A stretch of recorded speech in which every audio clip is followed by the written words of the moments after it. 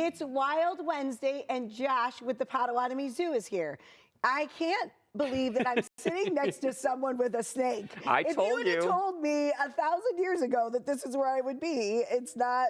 Yeah. So who did you bring? This is Clem. He's a Honduras milk snake. But I told you, remember I brought him about 3 months ago. Yes. And I told you that about every 2 to 3 months, I'm going to bring a snake. And by the end of the year, you're going to be holding one. I can tell you're already calmer. The first time I brought it, you wouldn't even sit next to me. Well, that's true. We're making progress. I don't know if I'm calmer because of the snake or because of you.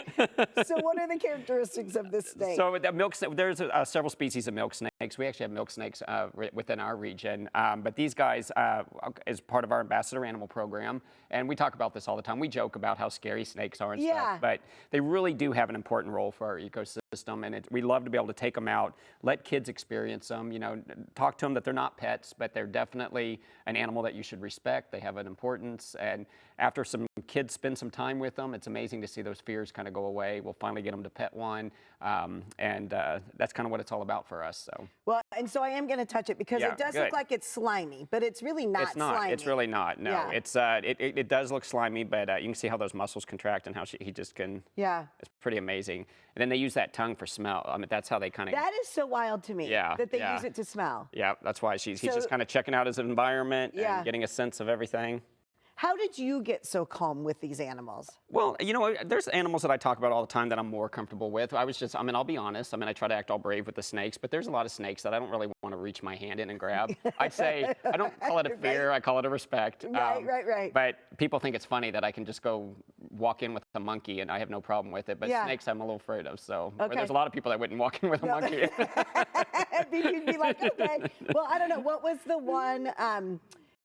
but all the animals that you bring, like you're always so good with them. You've got the ambassador program. So is that something that was in place, or is that something that you started when you became the director? We had a few animals, but I came from the Bronx Zoo where we had a really, really big ambassador animal program. We had cheetahs, we had about 60 different animals, and I just feel very strongly. You know, there's kind of controversy on whether it's promoting pets. I just feel value in it. I feel like when kids can get up close to an animal and they can learn about them, and as long as they're presented correctly, that it has so much value. And that's why not every animal is an ambassador animal. We don't use monkeys and animals that people do kind of want as pets. We try to keep it to snakes and reptiles and our porcupine and sloth and animals that are a little more appropriate for that. But I feel very strongly about the program. So we really, really built on it after I got started at the zoo. Well, I love that because, like you said, you know, it gives the kids an opportunity to be up close to an animal that they otherwise wouldn't be able to. Absolutely. Be close and to. You know, people can say that you can read stuff in a book, but unless you experience it, I tell you all this all the time. If it wasn't for my parents exposing me to animals and wildlife, I would never be doing what I'm doing today. Yeah, so. And you do it very well. So let's talk about all the stuff happening at the zoo. So much. Yeah, we are in full force now. We're open for the season. We've got zoo lanterns happening now Wednesday through Saturday. That's really catching on. Oh my gosh, it's beautiful. If people haven't gone to see it, I'm with you. You know, we talked before about how you thought it was just going to be little lanterns that lit the way. Oh my gosh. Oh yeah, it's incredible. People are realizing. I mean, and even like I tell you that too. Even we thought that it was. I had no idea it was going to be this cool. It's beautiful. And we on the nicer nights we're having huge crowds coming out, but it's not feeling crowded. There's a nice flow of people. People are really having a good time. Well, I have to tell you that, you know, we got to come, and then I brought my son, and my son actually brought his girlfriend from Indianapolis, and they went a couple weeks ago. So I think you're having more and more of that too, where local people are seeing it, and then they're telling friends around, you got to go see this. Well, that's what we were kind of worried about, how many people would actually come to this, and we're seeing the same people coming because they keep going and getting more friends and bringing them, and I'm like, that's perfect. That's what we like to see. That's exactly right. And you have a big expansion project that you're working on. We do, yeah. So we've been working in the quiet phase on this for a little over a year. Big Cat Tracks. It's the first zoo expansion of the zoo. It's going to be for tigers and leopards, but we just went public with it. So it's about a $5.5 million project. We need to raise about $2 more million. So we're in the public phase now. So we're pretty excited about it. But if everything goes well, we're going to break ground this summer and hopefully open it by next summer. So, oh, wonderful. Yeah, it's pretty exciting. I love that there's always something new. Right, so people can just keep coming back because there's always something new. Let's talk about the memberships that are available. Again, memberships, we'd say that 2.5 times coming to the zoo. A family of 4 pays completely for that visit. It gets you into the zoo every single day, get you discounts at other zoos, discounts in the gift shop, concessions. It's the best deal. So I love that. All right, so I always like to throw you off with a question.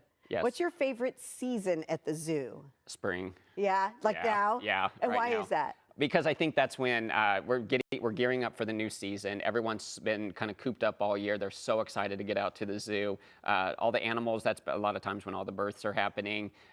It's just exciting. It's not too warm yet. It's, you know, besides the 20-degree days and the 60-degree days right after each other, it's my favorite season. I love that. So are there any new births that are happening? Well, we had a little talking. There's those little Sichuan talkins. Yeah. We just had a little talking born a couple weeks ago. Hadassah the giraffe just went on exhibit for the first time on Monday. She was born in November, but unfortunately, it was winter, so she was been in the barn.